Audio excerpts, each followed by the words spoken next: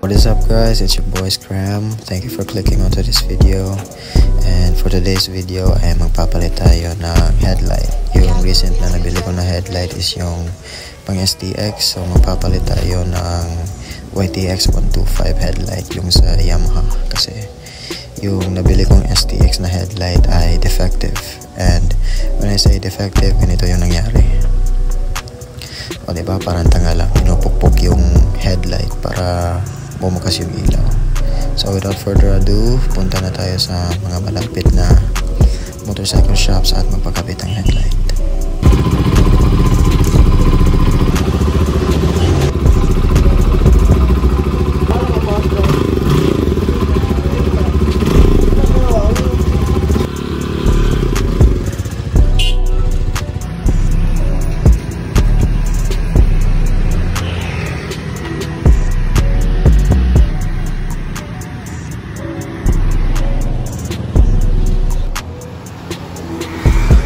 Malapit na may kabit ni kuya yung headlight guys. Excited na ako. Tapos ito pala yung mukha ko. Don't judge.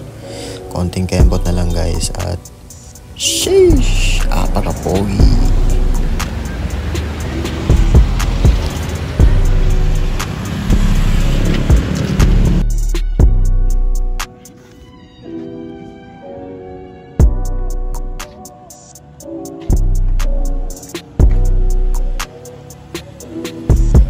Yung buga ng ilaw niya guys.